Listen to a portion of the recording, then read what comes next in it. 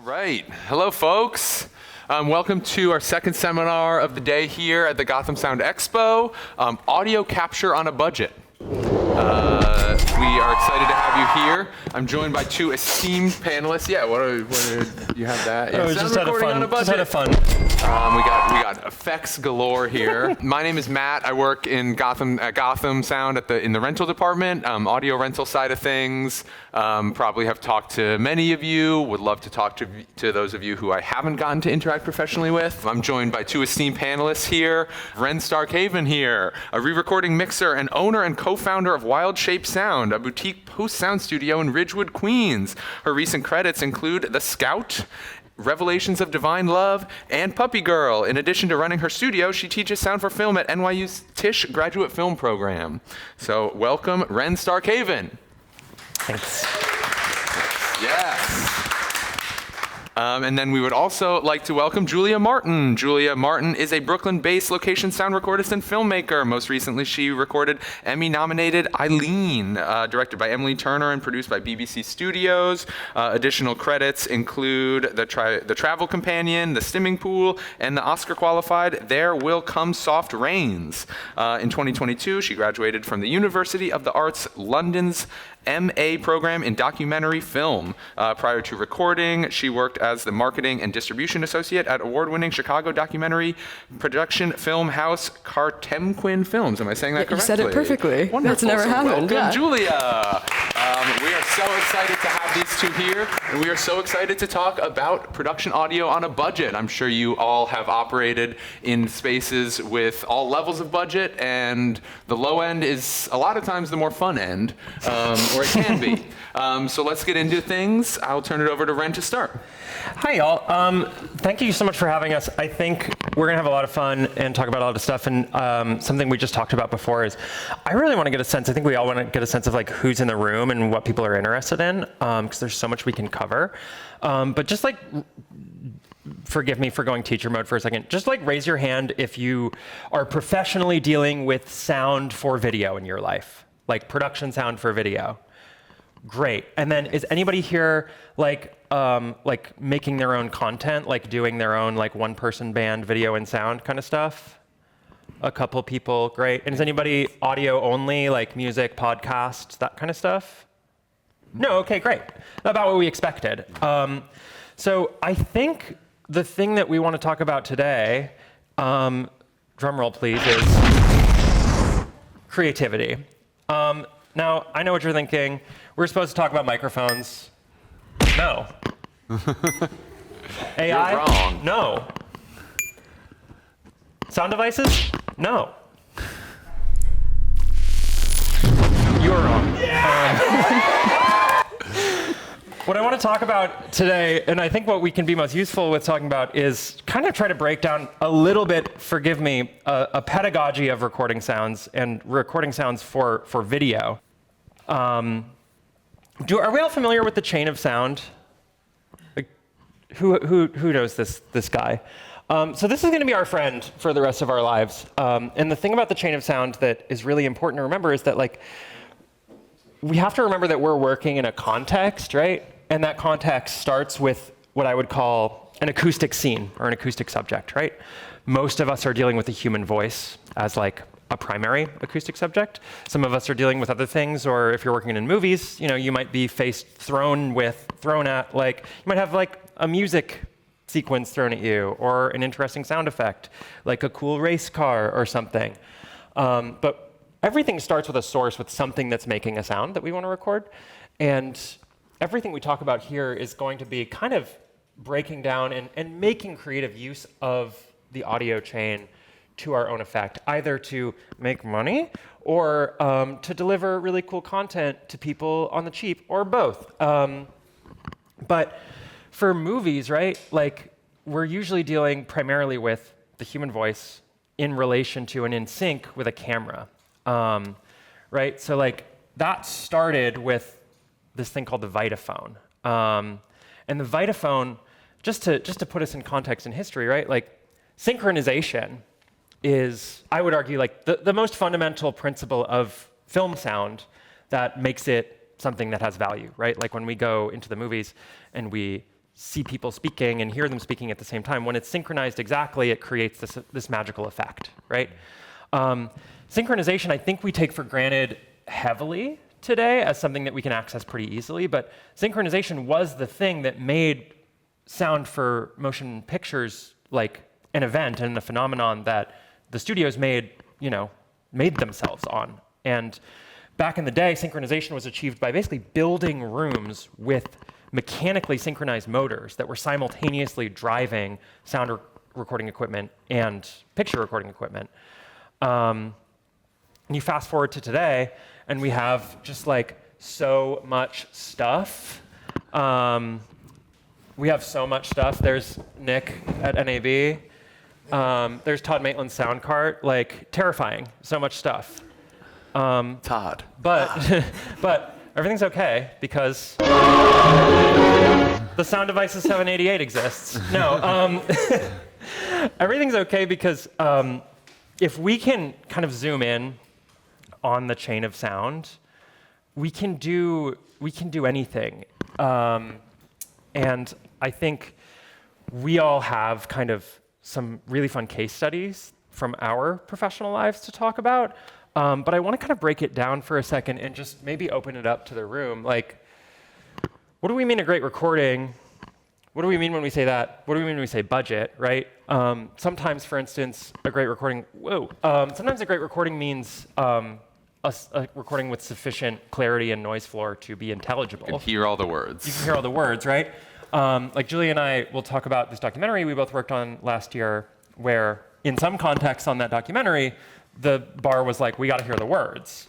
But in some contexts, a great recording is like, the bar is significantly higher.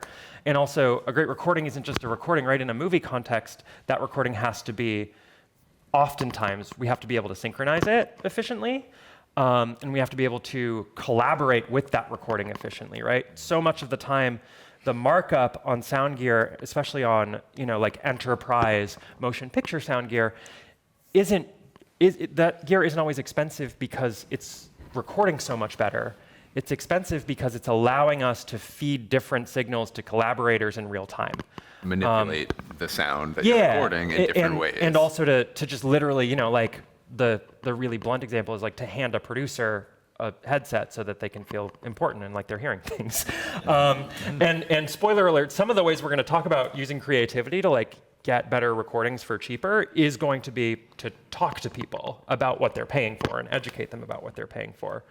But I wonder, maybe I'll throw it to you, Julia, here, but like we kind of have like this, I think, very basic breakdown of like the elements of making a recording, which I broke down as simply as microphone, recorder, or recording system, and we can get into like the fundamentals of that, but a lot of recording systems that include a mic pre and analog to digital and digital to analog conversion and recording media and some sort of output like digital to analog with like a headphone amp. A lot of those systems are sold as one thing, right? You can break those down and you can make them different systems, but I think it's fair to just call it like the recording system. Your recorder. And then monitoring, which is just like usually our headphones out in the field. And then I have a category that I'm calling mic placement GAC. For most of us, this is like a boom pole or tape to tape stuff to people. But Julia, do you think I missed anything there? What else? Like, are there other categories? I do not. Okay, great. No. We're not talking about time code here, but yeah, synchronization is a separate thing, right? But if we're just talking about coming out of the field with a recording, we need a microphone, audio. We need a thing to record it to, and we need a way to hear it while we're recording it.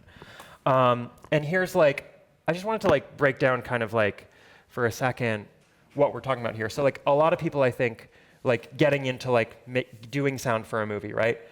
If you do a first Google, what you'll probably emerge with is some combination of buying a mixed pre-6 and buying a 416, which is fine. And I'm not saying not to do that necessarily, but like you can make the process of booming a scene as simple as like, wait, where's my little? This one? Like that, yeah, like you have an iPhone and you have Bluetooth headphones.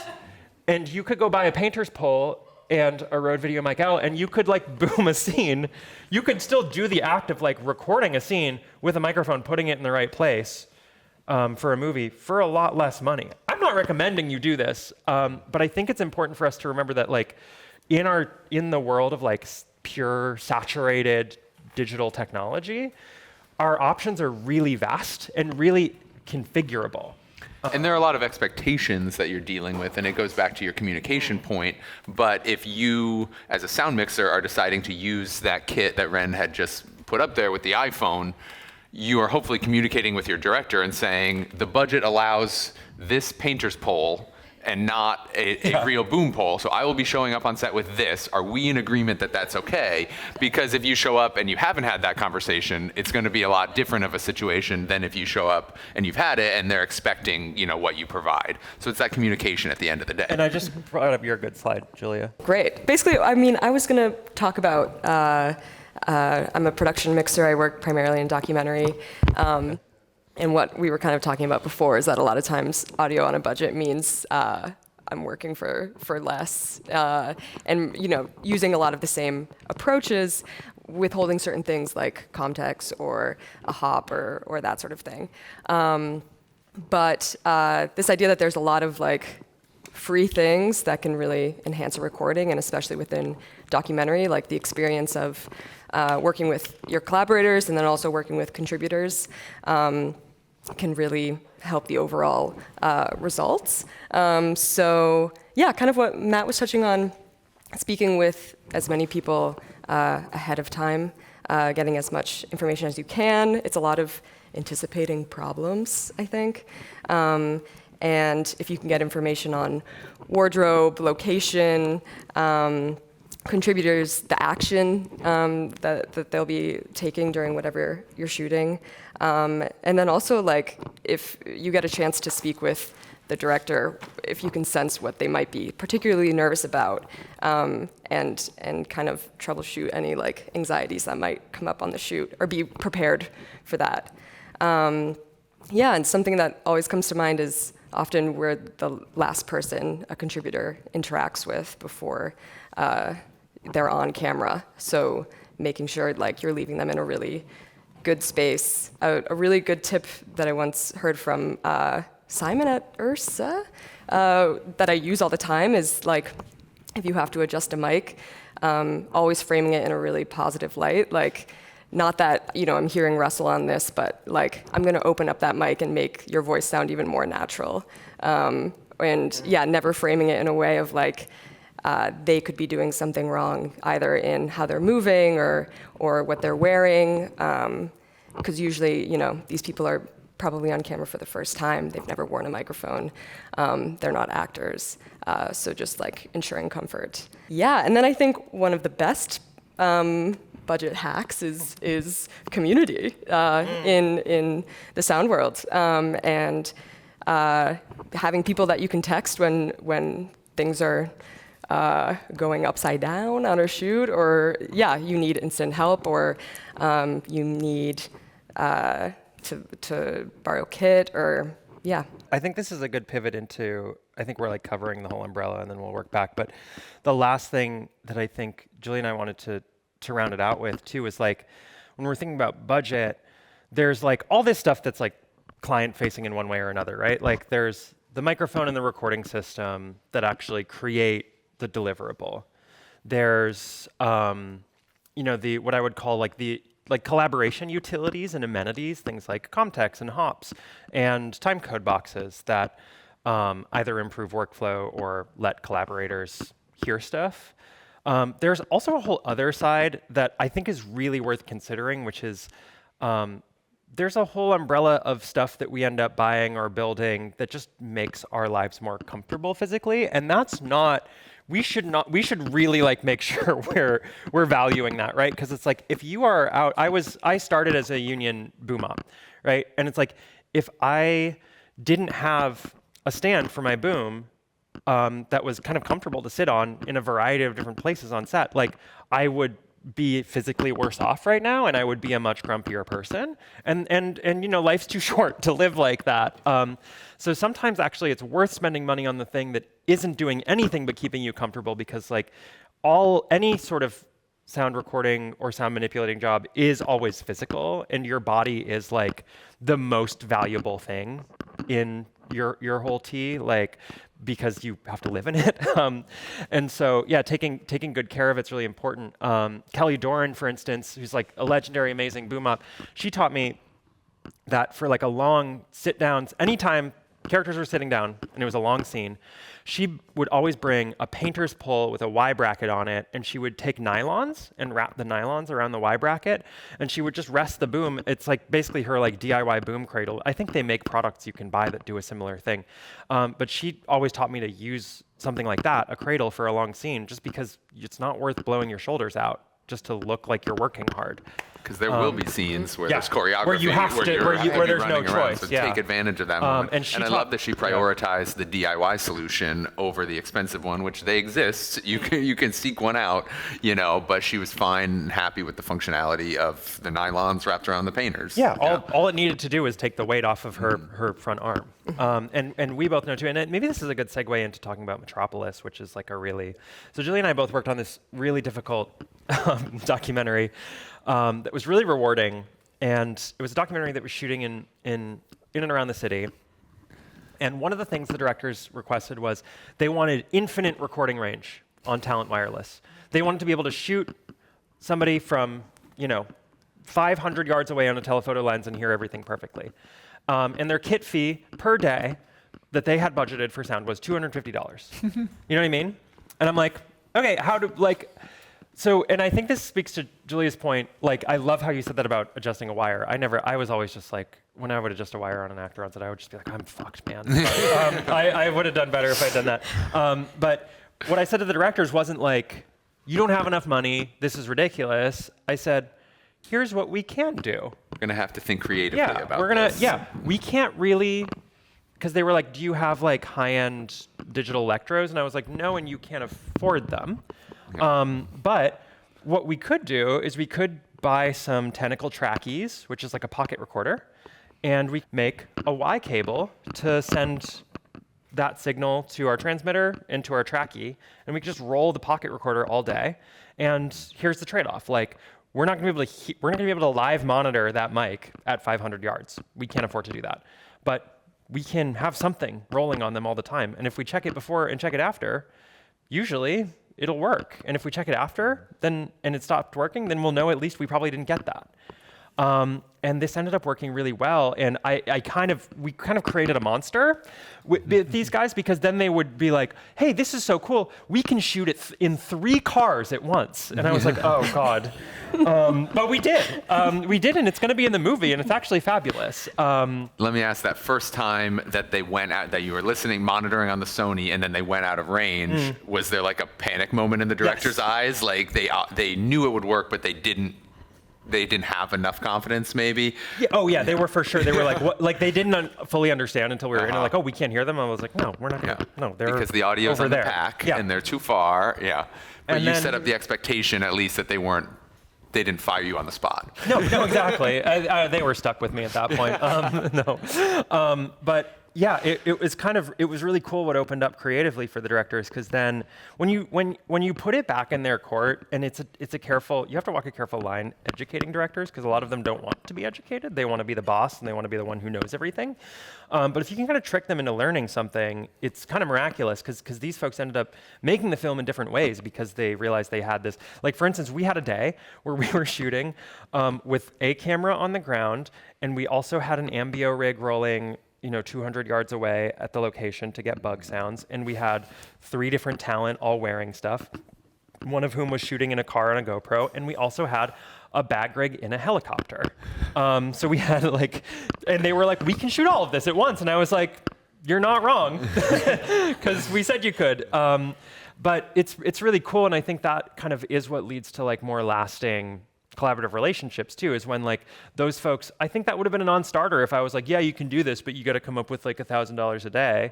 I think that wouldn't have worked out. But when you put it in their hands and you let them make the decision, when you empower directors, they really, I think when it works, it really sticks, because when it fails, they know why it failed, or roughly, and when it succeeds, they get to take credit, which directors love to do. And that's an important point that I run into all the time at Gotham in the rental, faculty, in terms of getting requests for things that may or may not be out of budget or whatever. The thing that I advocate for whenever I talk to student groups, younger folks, anybody industry-wide is tell us what you're trying to accomplish, not the thing that you think you need. Because people have heard of all sorts of products that are, pie in the sky pricing, and it will accomplish the thing, but there's probably another way to do it. If we start that conversation early enough and say, what do you want to accomplish here? We can figure out a way to do it with the track ease, with the brilliant mic splitting solution in this example, versus just saying, unfortunately, here's the daily rate of a Zaxcom Nova 2 recorder. You're shit out of luck. And then they don't, we don't have that collaborative conversation. We're not approaching it as teammates. We can't deliver for that client. I have a picture up from that shoot that Julia was stuck with. Julia inherited that film kind of from me when I left to kind of commit my life to post-production. And Julia did a much better job than I did. But here was another thing we did on that movie, which was we wanted to record an 8-channel Atmos array all the time. And, that, again, could have been a conversation. Again, this is all $250 kit fee, right? But it was like, so I'm like, okay, at first I was like, I don't think we can afford that. But another cool thing to speak to Julia's point about community is I was like, let me reach out to Audio-Technica. And we did. And I was like, hey, here's what these directors want to do. And Audio-Technica was like, yeah, we'll give it to you for what they can afford. So Audio-Technica, quartered the price of the mic. And then I bought another 788 because 788s are amazing. And they're so, it's the perfect recorder. No, but a 788 was perfect for that job because it's indestructible, has a built-in SSD. And so I built it into this camping backpack that you can kind of see in this photo. That's really awesome. And so the 788 is like living in this backpack, and that also let us throw the mic on our backs, run it somewhere, hit record, and then let it sit for an hour. I think, Julia, you improved on that situation by making it less complicated. Well, what I was going to say is I rented the summer shoot, and then I did the winter shoot of the stock. And I benefited so greatly, from all the conversations we had ahead of time. Specifically, you told me one of the contributors had a pacemaker, and I didn't remember that exactly when that shoot day came, and then was hearing a ticking, and then had a flashback to that conversation. I was like, I don't have to troubleshoot this. What an interesting thing to have to overcome, though. You don't think about that, but there's, all sorts of things out there. Exactly. Yeah. But I think the fact that you approached all of their requests with, here's a solution, that whole summer shoot was, they got to try everything that they wanted to do. And then the winter, everything got so pared down where they were kind of like, we actually don't need an Atmos recording, for the entire day. We can just visit these locations. For this Manhattan office building. You both are spitting such wisdom. I just want to highlight two things. One is reaching out directly to the manufacturers and the rental houses. The folks in my position and the manufacturers, certainly, they want their gear out there. And they want it to be in the hands of folks like you that are, up and coming or trying to do interesting things in the industry and who are going to approach them when you have a much larger budget in the future. So you hit the nail on the head going to, was it Audio-Technica in that example? And we're always happy to facilitate that sort of conversation at Gotham if that's ever something that you're interested in getting into or trying to demo a product, that sort of thing. We'd much rather get it out in your hands. And then I thought your description of your hiking backpack was really interesting. And I think there's a lot of room here for talking about interesting ways to pack and carry your gear on a budget, but it doesn't always have to be the Orca backpack. There's so many things. Too. I think we're moving into that. The interesting thing. So I'm a really big advocate for not being married to things that are made for sound. I had a joke with Peter once where I recorded some hydrophone stuff, and if you've ever worked with a hydrophone, you know that one hard thing about a hydrophone is getting it to stay at the depth that you want. I actually did some hydrophone for that documentary too. And the way I usually do a hydrophone now is I thread the cable through a pool noodle. And it's like it keeps it floated, and then you can bongo tie one end, and it'll basically stay at the depth that you want it, and you can float it around. And I had a joke with Peter that I do think is kind of exemplary of this phenomenon, which is like if I manufactured a black pool noodle and called it the Cine Hydra Boom Deluxe, I think I could sell it for like $60. More. You know what I mean? Yeah. Like this, it's like, and I could say things like the best sounding hydrophone flotation device. You'd have it in different and lengths. it would just be a pool, and it would just be a pool noodle that I got for $5 at the dollar store. But yeah, for the comfort thing, it's like that camping backpack I think it's a product that's made for drone people. Drone people, that sounds like androids. People who like to fly remote controlled aircraft around. But yeah, I think getting creative about where you're looking to source technology is really helpful, and look back in time too. Like I know I have like my infinite meme is that the 788 is the greatest sound recording device ever made, but it's like, honestly, it's crazy to me how undervalued that device is right now. It's 8 channels of 24-bit wave recording with a built-in SSD with really good sounding preamps, and you can find one used. I think Eliza just found one used for like $1,100. That's badly outperforming like entry-level recorders. Like just in terms of value proposition. The only thing is like it doesn't have Bluetooth and it's very heavy. But like if you're willing to deal with that, similarly, like for our studio, kind of the only reason we've survived as a young post-sound studio is because we're willing to do that with technology, where like for all of our I/O, I looked at old music studio stuff, old products that were nothing made by Avid. As soon as it says Avid on it, there's like 100% markup. All love to Avid. But if what I needed was an ADA box with 6 channels out, a lot of people make good ADA boxes with 6 channels out. They don't all say Avid Pro Tools on them. They don't all say like Theatrical 5.1 on them. But if you know how to send audio to a different channel, voila, you know how to make a piece of technology work for your thing. And I've done that too with like bringing the studio out into the field. This doesn't work for every context, but like I did a film, this was another fun example where this was a French short film that had a $0 for post-production. But the concept of the film was, it was a one-take film, and we had these long resets in between. And so I was like, why don't we just record it all directly into Pro Tools, and I'll just do the post while we're on set. We'll just do it. We'll like make it sound really good, and then you'll just walk away with that. And it worked really well. And so this would be like, something that would kind of be illegal on like a feature film, right? Like, wait, how are you like doing Pro Tools, or how are you pushing like polywave dailies? But if you have a good relationship with the director and you know what you're doing, it was like an opportunity for us to just be like, hey, the stereo mix of this movie can just be something that is just created while we make it, and then it just lives with you. And so in that case, we used a mix pre as our I/O device, but we didn't even use it as a preamp. I hauled like an old vintage studio preamp out, and we did the whole thing on a boom, and it was amazing.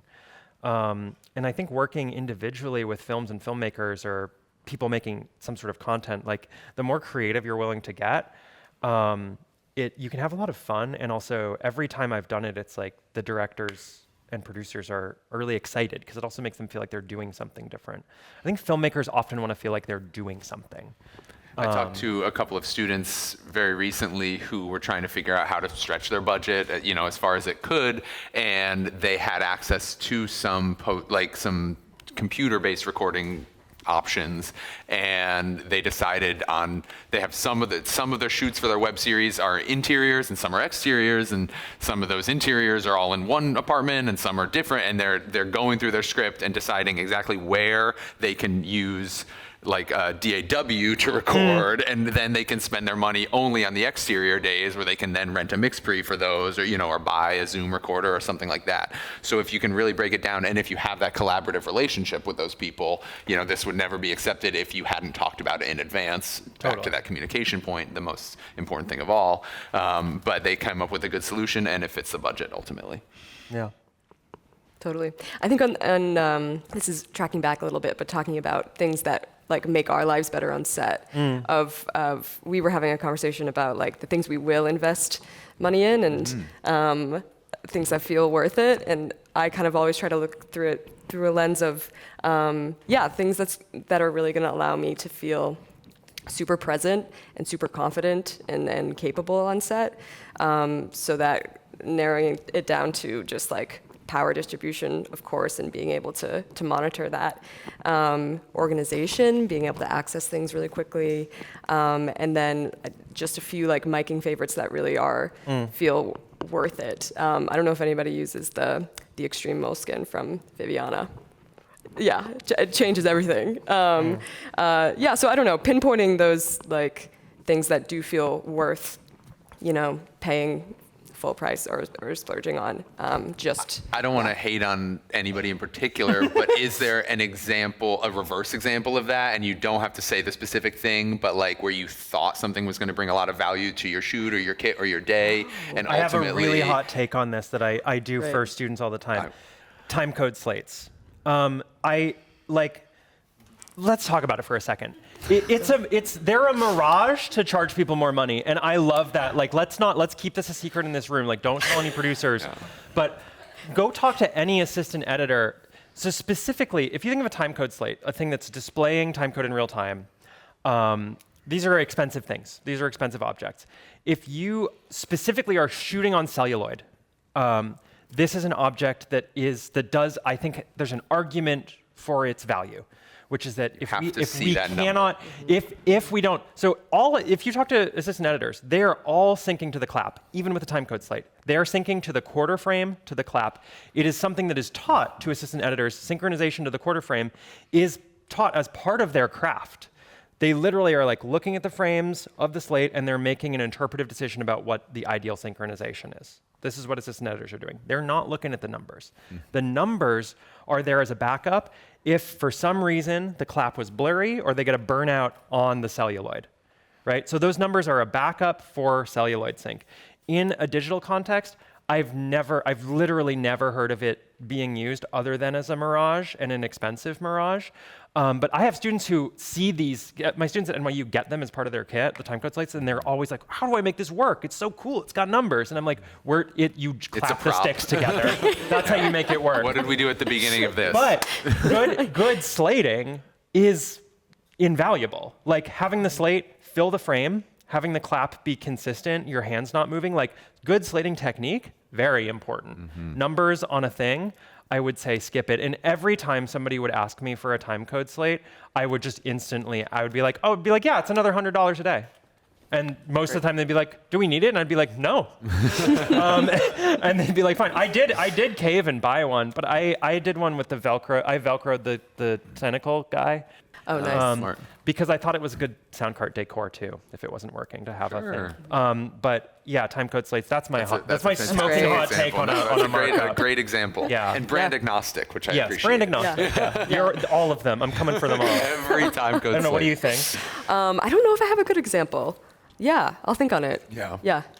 It's hard, there's a lot of flashy things out there. Different, but related, and maybe this is a good transition actually. Maybe I might duplicate my screen here so I can show you guys a cool thing. So, like in recorder noise reduction, I think is also something that I get how in live or corporate settings I get how it's marketed and how it might be valuable to you guys, but I have a good friend who I came up with in the union, Jeremy Eisner, who we were talking about. My studio did post on a film that he had mixed, and it was really fun to do that. I'd never done that before with him, and he uses the WYSICOM like built-in NR a lot, and it was really frustrating to work with that content on the dialogue side because our noise reduction software is a lot more sophisticated, and we just have a lot more compute power on the post side.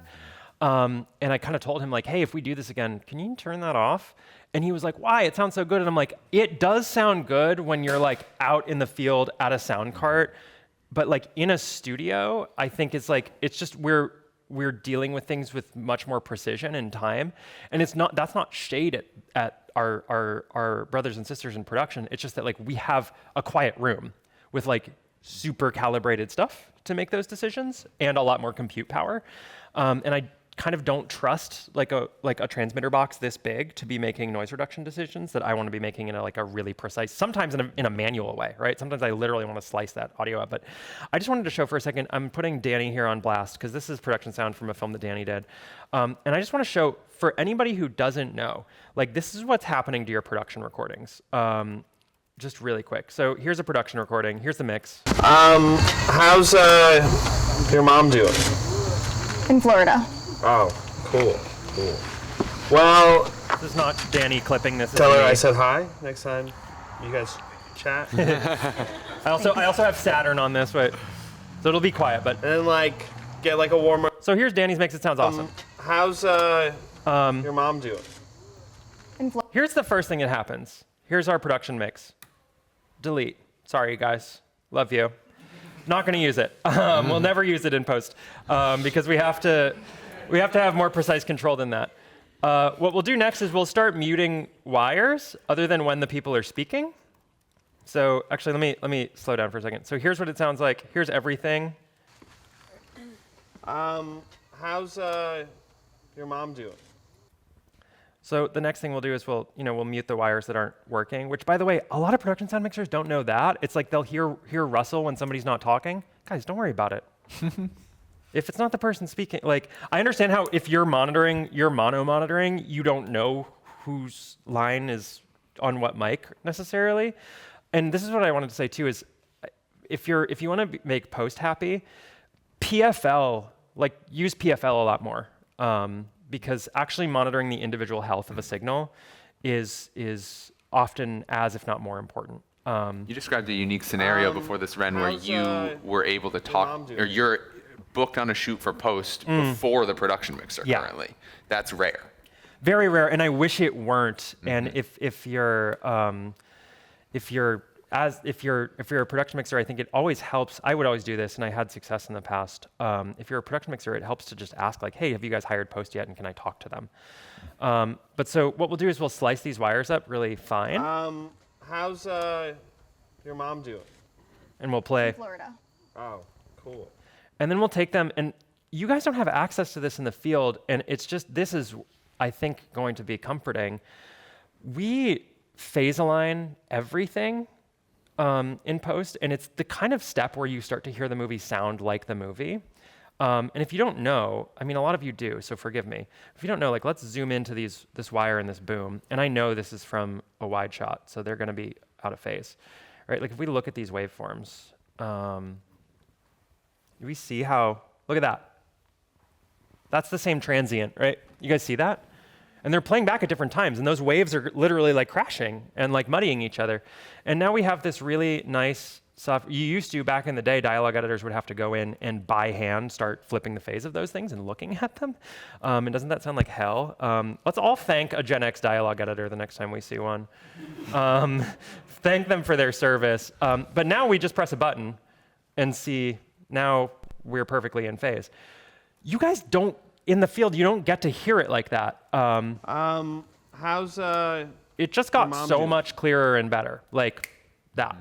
You guys don't get to monitor it like that, and so I think I was very used to, when I was working in the union, for instance, I was very used to hearing production mixers say like, oh, the boom and the wires, they don't sound good together here, so that must mean it's a problem. It's like, no, they're just in an awkward phasing position. That's why I'm like PFL your wires more regularly. If they sound good and the boom sounds good, even if they don't sound good together in your mix, trust, we got you. And then on the noise reduction side, oh my God, I'm sure a lot of you guys are familiar with it, but like instead of using just like carpet bomb broadband noise reduction, we're using tools like RX, which are basically Photoshop. And we have, I just want to show you like the spectrogram if you've never looked at one, because yeah, here's like the harmonics of the voice, right? Like we can go in and we can take a sound like that, for instance. I actually think I already got this one in this movie. But we could go in and we could just highlight everything going on around those harmonics and like get rid of it. As opposed to broadband noise reduction, which might grab some of it, but it's going to grab specifically a lot of transients and a lot of the consonant, like the high-end content of the voice. And that's why it isn't just like a maxim. It's like actually delivering material that's a little more raw but unprocessed, it's genuinely quite helpful. And if you're a production mixer and you're lucky enough to work with somebody like Ren and you get to talk to her before the shoot, you can make a plan together about those things, because especially some of the things that you mentioned that might be unexpected for the production mixer to hear, actually remove those filters. So it's communication and planning in advance, like we are sounding like a broken record up here, but there are jobs when you would absolutely want to use those filters. You're on a corporate gig, you got Yes. a loud AC, Yes. and you're Yeah. going to hand over a CF card at the end And of the day somebody and who never talk to has those n- people has again. no idea what you do. Yeah, totally. So it's about making those decisions on a personal level in advance, or in collaboration with your crew, talking to the production team on that corporate gig and saying, hey, I'm going to use these. It's going to clean it up in an instant sense. It's not as good as a post filter, but it's going to be better for you in the immediate. They might choose that, letting them make that call and not Totally. making it on your own. I also just want to shout out Danny for amazing and perfect organization here, which really matters. So the other thing for dialogue editing that's really important is like this movie, if we just scroll through this, you guys see how Katie is always on the first wire? Like always? That is like so perfect. Because when I'm cutting dialogue, I'm gonna I might, for instance, just be looking for a Katie line. I'm gonna cut this in, and if I spot this into my session, my third track, or my second track in this case, is always gonna be this person's wire. So keeping that order consistent, in aggregate over a feature film and a dialogue edit, that adds up to hours and hours of my life. And I just have to shout out Danny because he's here for being Shout a out great Danny. example. A great example of doing this right. Also, mono mix, so preferred. That's neither here nor there. I'm just realizing we're at 42 minutes, Holy which moly. is impressive. Sorry, I've yapped No, too much. we're killing it. I want to continue to get to all the stuff that you guys want to, and I want to just reinforce we want audience participation here. If there's any questions that anyone has, I should have said more Yeah, please. forcefully in the start to just shout them out. But are we at a point where we should start accepting those? I think so. Or is there anything? Yeah. Are we handing the mic around? We have a question here. Hi. Hey. You guys hear me? Cool. we can. Nice to meet you guys. I'm Ellie. Yeah, let's- I primarily do post-production, so I got really excited when you pulled up Pro Tools. So I think I blinked and almost missed it, but did you put the polywave files into SoundMiner and then you just simply press Command S to import them into your Pro Tools I session? simply pressed S. S. Yeah. Okay. command about it. I'm happy to talk I didn't SoundMiner. even. You don't do that. You're only doing that for now, but you don't do that regularly. Like. I am actually not our primary. I'm mostly a mixer in our studio. Right. You're not cutting dialogue often. Not that often, but I'll spot out of SoundMiner all the time. We don't, and this is I would do another one of this seminar on post specifically. All of the same principles apply, but it's just instead of buying tech, you're usually buying software. Yeah, that's pretty much it. But no, so we're not, to put it in context, right? Like this film, I'll be really honest, like this film that we're doing, that Danny did production on, the total post budget's $8,000, which is not really enough for me to get my normal dialogue editor on. And for that, I'm basically defaulting to using as much of what Picture Edit had in as possible. And I'm not cutting a full dialogue assembly the way, my dialogue editor. You won't just import the AAF and. Oh have no, we do import the AF. No. So this is a presentation template. But if you saw like what this session looked like turned over, I can actually pull it up. I can do two things at once. This is super NDA though. Let me turn on. Is this getting I broadcast? won't tell. Let me find something that's less NDA. I'm like, Ray will be fine with me showing Ray's thing. I'm like, who did production? Was that you, Danny? No. Great. You're just opening up a new session. I just want to show you what it looks like coming out of Picture Edit. But no, usually we'll have ISOs cut in from Picture Edit, and for low budget features, I make the Picture Editors. I say you have to cut the ISOs in. So that's what I ask. I mean, I actually heard that sometimes on union shoots, I've only worked on one union thing, kind of secretly, but that they don't even give you the ISOs, and you have to assemble that for yourself. Yeah. So like our dialogue editor will, on a bigger film, she's working right now actually on something. She'll use a software called EddyLoad. I've heard. I haven't used it. I always ask for the ISOs. But yeah, make the picture editors do it because it's not hard for the picture editors to do it. They don't have to do anything that intensive. Literally just open it. I mean, I don't know what the exact. See if I have the actual AAF of this movie. That looks a little bit more Yeah, accurate this is how we're getting it, what it so- looks like when you receive it. Yeah. Yeah. So Okay. this is what the AAF I was looks like, do you actually import stuff with SoundMiner? Like, am I missing? Am I missing out on I do when I'm something? cutting in a new line. But you don't have to use SoundMiner. So, like just like in production, in post, there's a lot of cool free alternatives. Like SoundQ is free. You can use it as a library manager, totally free. It doesn't have some of like the bells and whistles, but if what you're looking for is to it? just look, Literally just holding sounds that you can and import lets you into a spot session? them directly into a session, Okay, cool. which is cool. Yeah, I'm happy to offline more too about it. Come find me. I think that was all. Great question. Thank you. Yeah. Two separate questions.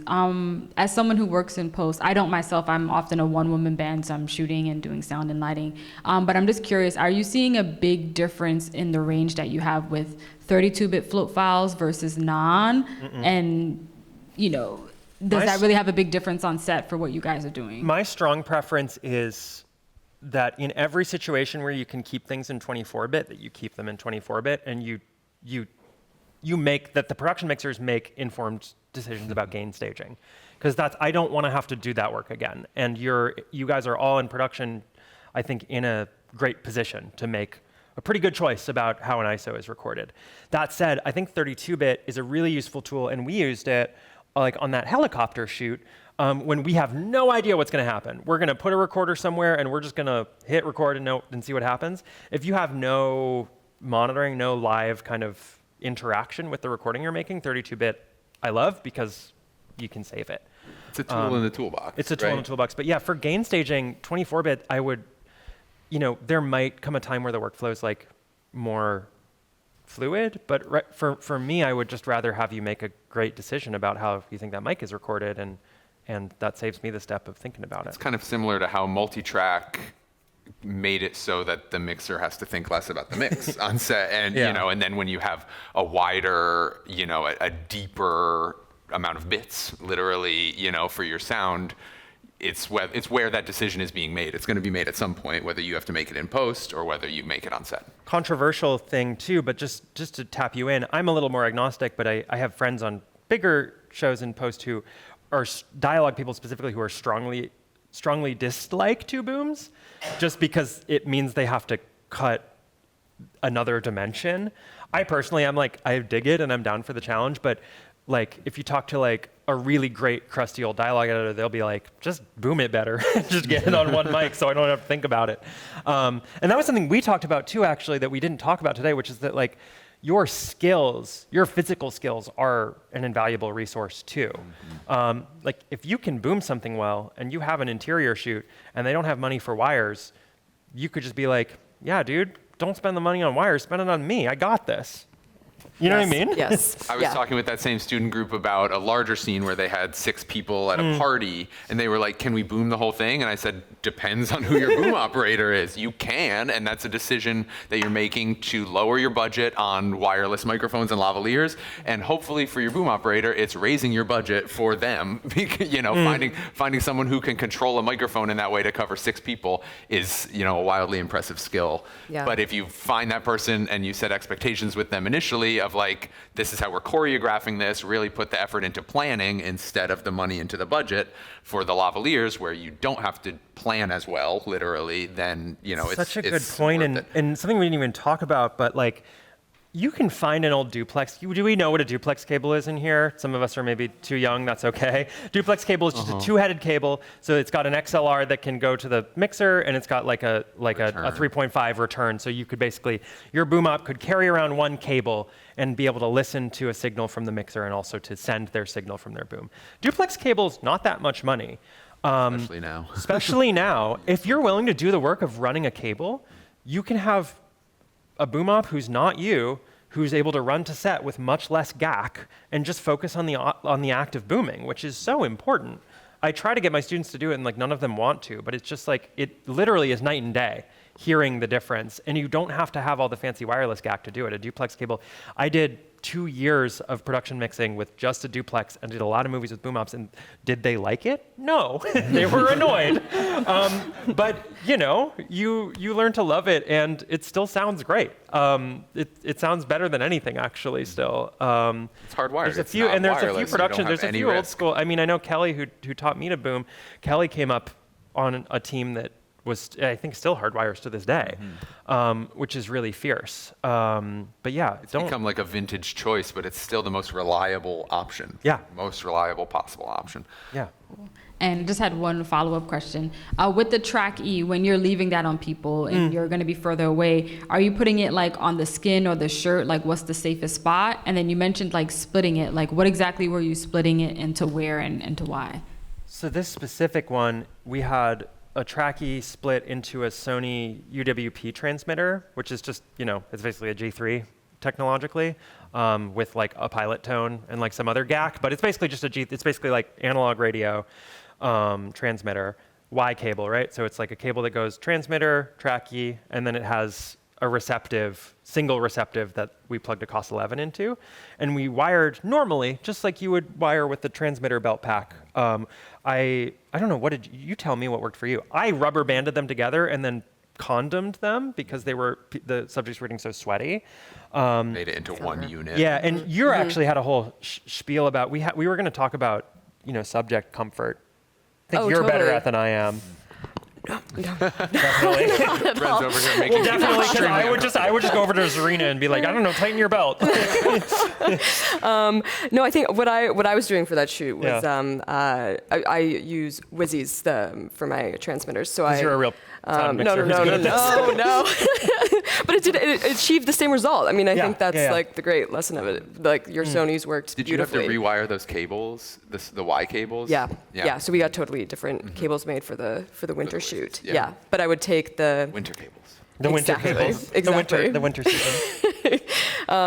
Yeah, I just took, I have a bunch of different Ursa straps and just took the Wizzy transmitter, the Track E, sandwiched them together, tucked them into the pouch, and that worked. And then everybody had their pouch, and then, yeah, people just knew. And it's like how in broadcast you would potentially use two transmitters, one as a backup and record one higher and one lower, kind of bracket it. You know, you're using a transmitter and a recorder, but in the same purpose, you're splitting that audio signal. It ends up in both places, and it gets you the signal recorded where it needs to be and transmitted where it And needs I to don't know if you did that, but I ran them 32-bit just because I was like, why not if it's the backup?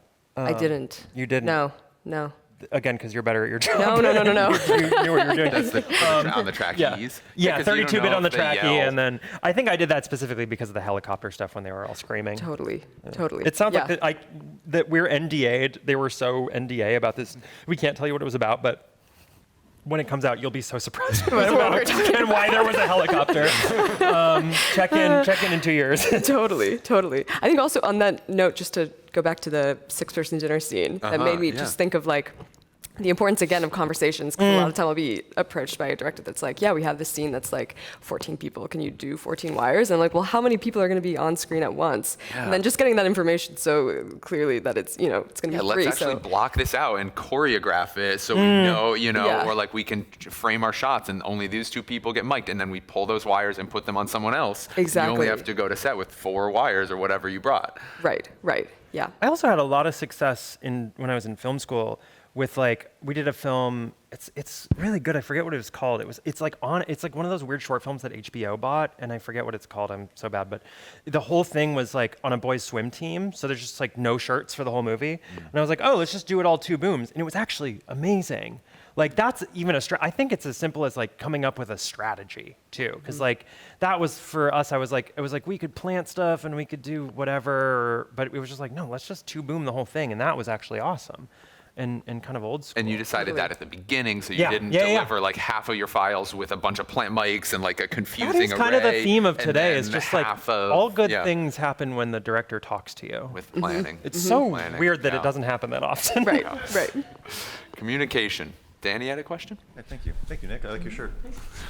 This is a little more case specific. It's for Julia. I've never mic'd anyone with a pacemaker. What did you do? Approached it just the same. Yeah. There was kind of nothing to be done, really. I did a lot of research. Yeah. Yeah. If anybody in the room knows, I'm so curious, but my understanding was that the hearing the pacemaker tick was actually a result of the pacemaker's EMI. And in essence, anything you could do to mitigate that would put this person at risk of the pacemaker not working. Like you could start putting a bunch of aluminum foil on them, but that's not something you should do. You don't want to start creating magnetic fields around somebody with a pacemaker. So I was just kind of like, yeah, let's just leave it. Do you then physically locate it in a farther away spot from their heart? Is that like the pacemaker's in the middle? I don't even know. I would usually, the only thing that worked for me was when there were opportunities to go further out of clothing. Yeah. I took them. Totally. And I think just like prioritizing boom. So Yes, that too. And telling the director, that's what I think we both did, is told the directors like, hey, we gotta I'm always get in going on. to need to be able to. And they got used to it too. With me anyways, they would always frame him like this so we could get in on him. Yeah. Completely. How fixable was that, if at all, in post? Very fixable. Okay. I demoed it when we did the development shoot for that documentary. This was 3 years ago. When we did the development shoot, I brought my laptop the second day and I cleaned it up for them and I showed them like the EMI. It's broadband, but it was very low amplitude and there's some of the noise reduction software. It's weird what it's good at and what it's not. Something it's really good at is declicking. Clicks, like really sharp transients. It's really good at looking at before transient, after transient, and just being like, So I think that wire will actually end up sounding good. And we boomed the crap out of him too. But yeah, nothing you can do. Cool, thanks. Yeah. Question from the couch. From the couch. So what do you use for location sound? What is there in your bag? Yeah, great question. I use an 833 and then Wizzycom wireless. 4061s are kind of my favorite lavs at the moment. 416 outdoors, MKH50 indoors, tentacles for sync. Yeah. Time code slate. Yes, I do.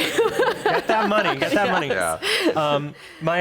I am not recording. I'm focused on post, but I do a lot of field recording for post. We record a lot of sound effects, and so I've got a 788, a KN 184 stereo pair. That's like most of what we do, and then we still have the 416. We use the 416 for everything, like Foley.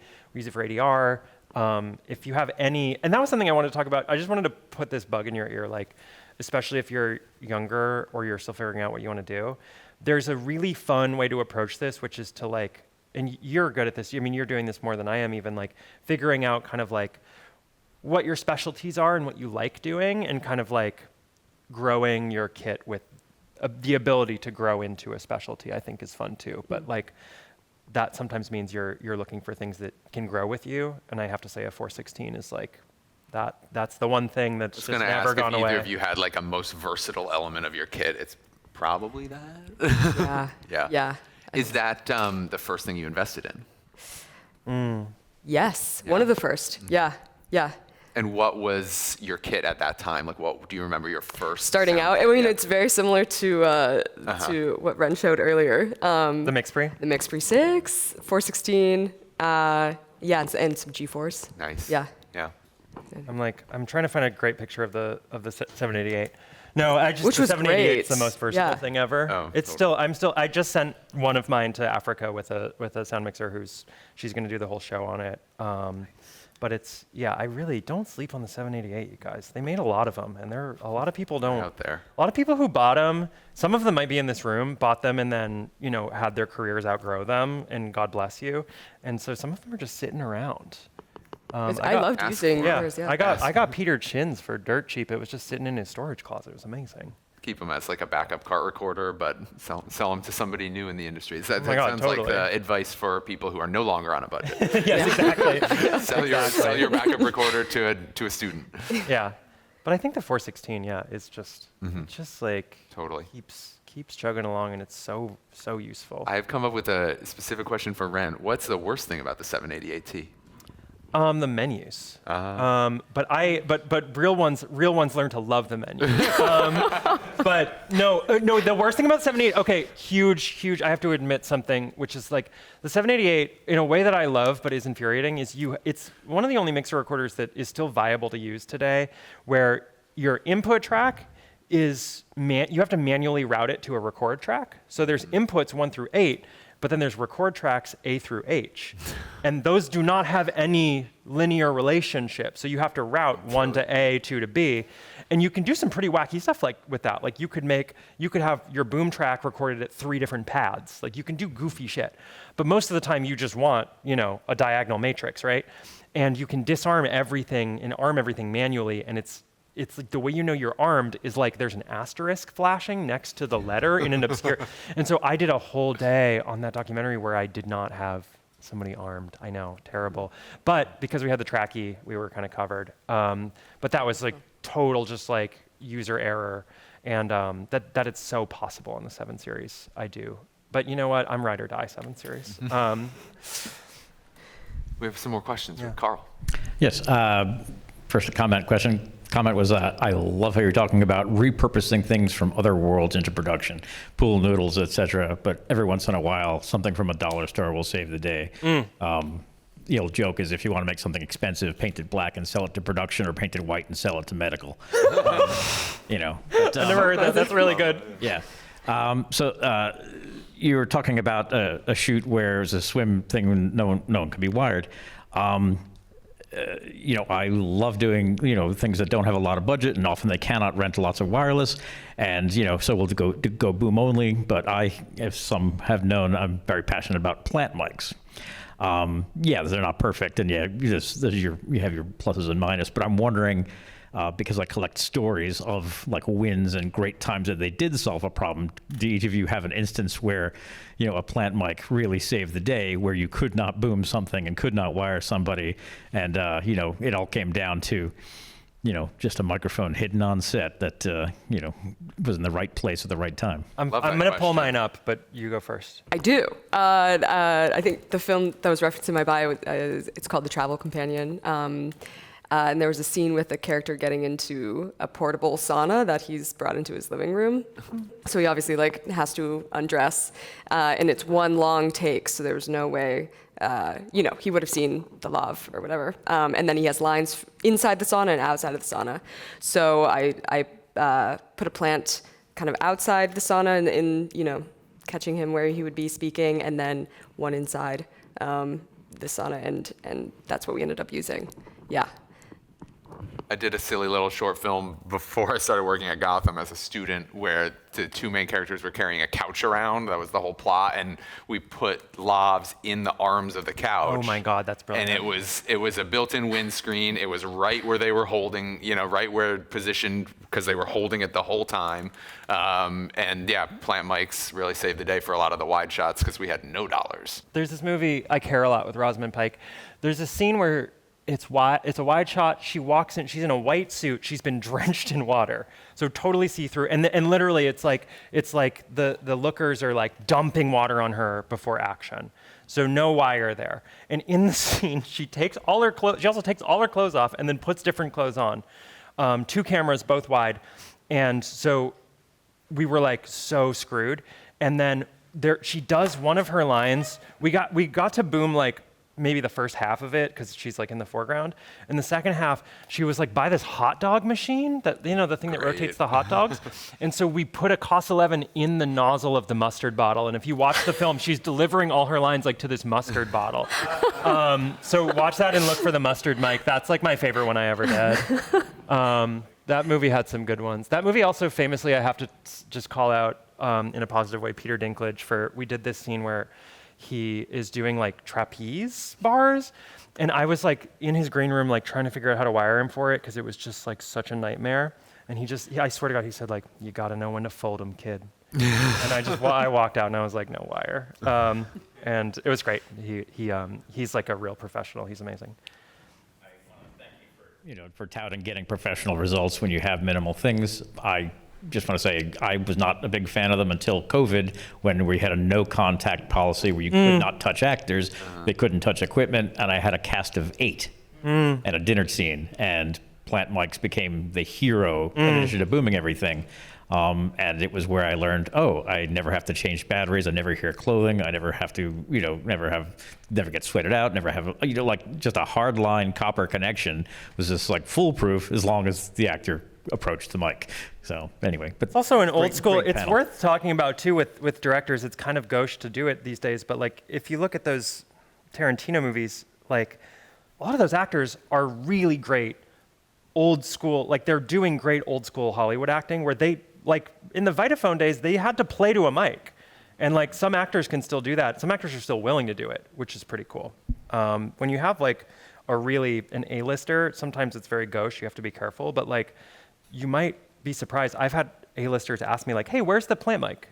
And that's always such a green flag. It's like, oh, he's gonna hit it. It's gonna be great. Well, I might ask you for your stories after the workshop because I do collect them and want to tell students and things like that there is a third lesser-known underdog way of miking people. Yeah. Thank you.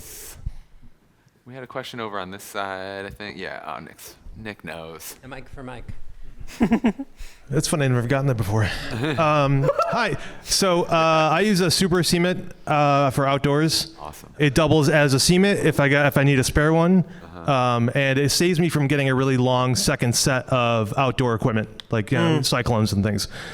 I know also because there's sort of a shrinking market of outdoor mics. For you guys' experience, do you see like any value or less value in getting another long outdoor shotgun, or what does the landscape look like for you guys?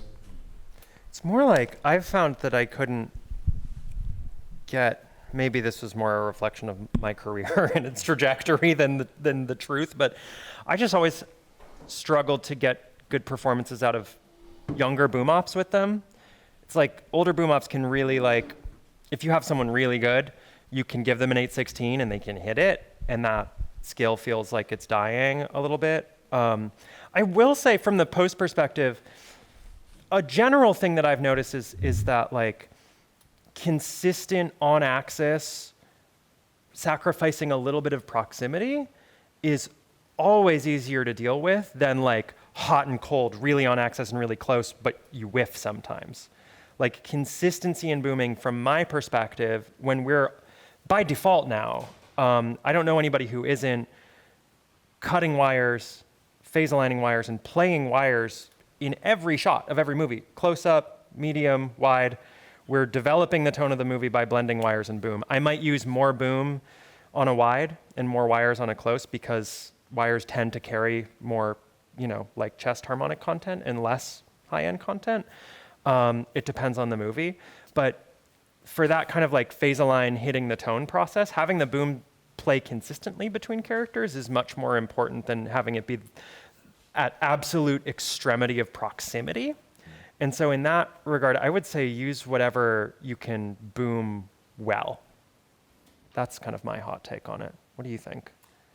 Yeah, I haven't What's really... the narrowest pickup pattern you carry? Is it the 416? Yeah. Yeah. I kind of think From a that's rental enough. perspective, whenever we get a call in the Gotham inventory, we have MKH70s and 8070, and we don't have an 816 anymore. But whenever we get a call, I want to know more about what you're up to and what sort of experience you have with that microphone. Because to Ren's point, you're setting yourself up to fail if you're not really good with it. And so I almost forget the intention of your original question, but I think you have to be careful with those microphones. I used to dread it too as a boom op, I have to say. I mean, that's not a good reflection on my character, but it's true. It was like if the mixer was like, okay, 816, I would just be like, it would make me nervous and I would do a worse job, which is maybe a different category of thing to worry about. But yeah, I think sometimes it's like volleyball almost. It's like if you're mixing and you have a boom op, it's like the mic you hand the boom op, it's like a setter for a spiker. It's like the more you can boost their confidence, sometimes the better the result. I don't know if that's too heady. Appreciate you bringing those mics up. It's another one of those requisite things that people think you really need that Yeah. not necessarily when you're building out your kit based on preferences and those things. So. Yeah, you're exactly right. I also think- I heard about an 816, so we have to get one. Yeah. Do we really? I also think it's like there's a balance that I know you guys are all doing this already, but like directors understanding that like and I'm sure I'm getting it, so I'm sure you're getting it, people being like, oh, can't we like AI that or whatever? Like, but like, I still think the rule for all of us in our current technological paradigm should be that if you hear it with your ears at the location, it's in the movie. You know, like it is. Now, obviously there's like a little more wiggle room than that, but like generally speaking, like if they're mowing the lawn across the street, that's fine as long as Mr. or Mrs. Director is like okay with them mowing the lawn across the street in the movie. Well, my question to Mr. or Mrs. Director is, isn't that why you chose this neighborhood to Yeah, put your film in? Like, isn't that the point? Yeah. You know, like, what are we doing here? You're trying to make it sound like we shot on a soundstage, we shot on location, and then rebuild, add the lawnmower back in post? What are we doing here? Here. Right. I feel like I'm often saying, like, when people ask me, I don't know if they're concerned about echo or whatever, I'm like, it's going to make sense when you're hearing it and seeing it. Yeah. Yeah. That like it's incongruency from picture that we worry about. We have a question from Steve in the back. I don't want to use the mic. I'm not feeling well. You've been talking about some great experiences with booms. Can you give your opinion? What's the max distance that you can reliably be happy with a 416 versus a 70 or an 816? It's a really it's a noise floor dependent question ultimately. The really short answer is much wider than you'd think. Like much. He wants a number. We want a number. Speaking let's say an average in good health adult speaking conversationally indoors, flagpole at 16. And if there isn't a lot of noise floor crap, like if the crew's nice and quiet, you can get a lot out of it. I mean, we could sit with some bad production recordings that I have from movies, and I could show you. Not Danny's. Danny's is perfect. I could show you. It's kind of remarkable. Like I've pulled good stuff from a boom at over 16 feet interior. AI tools and all the other stuff we had in the last. Less AI and more just actually intentional use of noise floor and acceptance of noise floor. Like noise floor isn't this evil thing. Yeah, exactly. It's like, if we like how that sounds. Also, I did this documentary called Puppy Girl that's like, it's an insane film and it's not for everybody, but that film was like mostly, it's a documentary that was like iPhone lavs and like one on-camera mic. We have a whole scene that we pulled from like on camera that's like 20 feet away from a PetSmart employee, and like we can hear everything she's saying. And this director, the film's pretty grungy, and the director was like, I like when it sounds grungy, I'm good with it. So it's like there's a little artifacting in the movie, and there's some aggressive high passes going on to make it like tolerable to listen to. But like, we pulled intelligible speech from a pretty wide distance. I would always like, even if it feels ridiculous to like to boom and you're like 20 feet over the scene, being at the edge of frame, it is a magical thing in terms of getting an acoustic perspective that is aligned with the camera. We're still getting good guide track. Yeah. Also, wait, we haven't talked about it, but boundary mics are useful sometimes too. We did this HBO show where it was hidden camera. We just had two cardioid boundary mics on the table that we just set dressed around. And the whole thing was like hidden camera. We don't want people to know that it's a thing. And when they missed really bad. But like 80% of it, they would sit where we told them to sit, and they would sound like really surprisingly good. That is way above my physics understanding, but something about it is really pretty neat. Yeah, really nice. Yeah. I have a couple questions. For like a close-up, like a medium shot versus a close-up, where you could get the mic closer or it's a fine distance on the medium, do you feel like you should kind of keep it where the medium was for consistency? So it's not like then you're or just keep with the camera and go closer if you can get a little closer? Depends on the movie, but for my tastes, it's always easier to work with if you're able to boom each character consistently. That's the more important part, and I know I've been there, and I don't blame anybody for being like, I'm going to write off the off-camera character because there's some light and there's a shadow, and swinging is just going to be really annoying. But we used to do it, and I really recommend it if you have a boom up. And I used to do it as a two-person department where, as the mixer, I would just run the second boom, and I would figure out a way to stick my mixer on a stand, kind of on that painter's pole situation. I would hang my mixer on a stand and boom the off-camera. Off-camera stuff, picture editors want to use off-camera dialogue They want to use it. They will not be stopped. They cannot be stopped. All of us are we all just like serve at the pleasure of picture editors. I have to say, it's crazy on the other side of it. You guys, this is what I really miss from being on set is like, I don't have to deal with them. No, love to picture editors, but they're always going to want, if they hear any intelligible speech and they like the performance, they'll want to use it. And, God bless them. Sometimes actors are really giving good stuff off camera, but anytime you can get a good boom off camera, if you can swing, I would always rather consistency of coverage, even if somebody's not on camera, because they're still very much in the scene. They're like in the rushes on sound. That's the kind of funny part about our job that's so hard too, is like, there's no off camera for us really. Like, everybody expects to hear everybody all the time. Have you had times when a director has said that sound wasn't needed and you've advocated that it is actually? Oh, yeah. Effects. I mean, Danny did this so well in this film I'm editing right now. It's like there's a lot of sequences with no dialogue, and I think we talked about it, and I talked about it with the director where I was like, at least wire the lead. At least wire her no matter what's going on. Just always wire her, because in a wide, she's messing with some prop.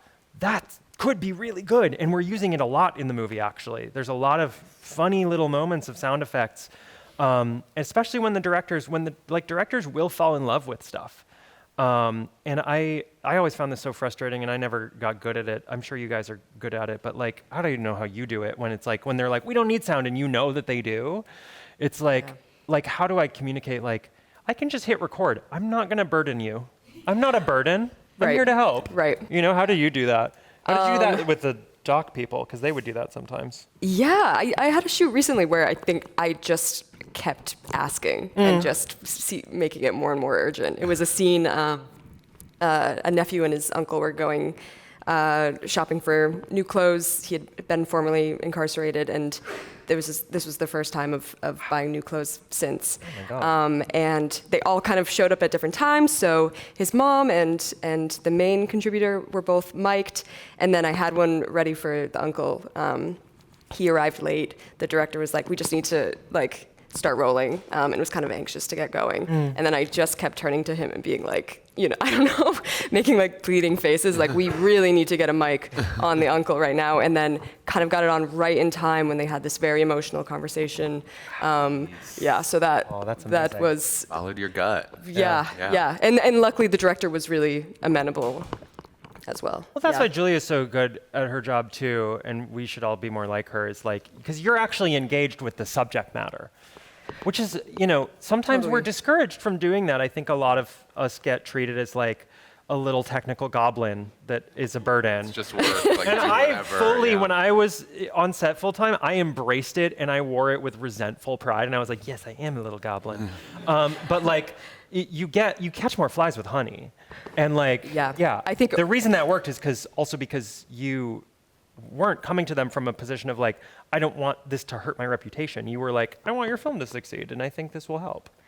Totally. I think people respond really well, like, especially with the filmmakers for are we calling them I don't know what we're calling the documentary. Metropolis. Metropolis, totally. Yeah. Working title Metropolis, NDA. I think people just want to know that you really care about their film, and everything you're doing is in service of the film, and it's not about you. It's, you're going to want this. I don't know. I feel like that's the approach I try to take. We didn't talk about such a fucking hack for, I'm sorry, I cuss too much. The hack for fiction too is, I know you all have a Bluetooth speaker. Like, keep that on the cart. Like, playback, offering like cheap and cheerful playback is, one, managing the vibes, really important. Nothing like an awkward PA mutiny going on, and you can just put some light music on and just, but also, I've been in situations where, even just having, like, it's like, oh, we're in a club scene and everybody's dancing. What tempo are they dancing to? And it's like, oh, we don't know. Like, totally. So giving, even if you're just like, oh, here's what 120 beats per minute sounds like offering sounds as a way to think about movie is kind of the job. Even though most of us are hired to be like technical goblins, like, actually the job is much more beautiful and deeply involved in the film itself, which is like making, like making choices with sound in a form that has sound in it. And the best production teams know that, Yeah. or are able to be convinced of that. And, you know, Well, I have to call out like Todd Maitland, who I saw do that in a way that like stuck with me forever, which was just like we were on that what was that movie called? Spirited? Is that what it ended up being called? It's Ryan and Will Ferrell and they're tap dancing and it's Scrooge. oh, the Christmas The one. Christmas one, yeah. And we had every earwig on the East Coast. We had all of Gotham's and all of Atlanta's. Like we had every earwig on the East Coast. And we were doing this big dance sequence and it's a tap dance scene. And Todd kept being like, and Todd's like so amazing. But I saw why he's amazing, which is that we were shooting this dance sequence for a week. It's a tap dance sequence. We're doing it with playback constantly. But we have all these earwigs because we want, in theory, to get at least one wild track of this huge dance company doing the tap sequence for real. Like the real sound of a bunch of tap dancers, right? And every day I just saw Todd go up to like the key players and was like, hey, we gonna do that wild track today? And they were like, totally. And then 8 p.m. and it's like, rap, we gotta get out of here. And dude did not just like super happy, chill guy. And then it's Friday. Ryan is popping champagne for the dance company, clapping them out like they're like rap. Like I see people ready to tear this set down. And Todd's has been having the whole team do fire drills to get ready for this wild track all week. So then he goes up one last time and he's like, hey, this is the last chance to do this wild track. It's now or never. Do we want it? And they're like, yeah. Because he's been planting that seed all week. And then we do the fire drill again, but this time it's the one. We got one take of it. Who knows if it's in the movie, but it sounded freaking amazing. Nice. And he just got that through, just like being a real one and being sweet, but like also like caring in a genuine way. I think been that's the a theme of beautiful all message. of this, right? Yeah. Like your communication skills. The real sound way was you in your advocate heart. for yourself. Yeah, the sound you had in your heart along the way. Beautiful. But it is the theme of everything. It's how to be a professional and a human in the world. But in a this- creative field that, everybody, none of us, like have we all seen Hail Caesar? And it's like, he's getting offered like money and like benefits. And it's like, you'll be so much happier, 40-hour work week. And he like works in the studio a lot. And then like, he's like, no, I can't leave it. Like everybody is that character in movies. Like everybody's doing this because they, at some point or another, had like a sweet childlike dream. And sometimes that results in just the craziest, most dangerous egos. But who still remembers their childlike dream? I do. Good for you all. Yeah. All right, I think we're being told to wrap this up. Communicate well with people on set, and thank you all for coming. Audio capture on a budget. We hit a lot of points here. Don't be a stranger. This was so fun. Thank you all.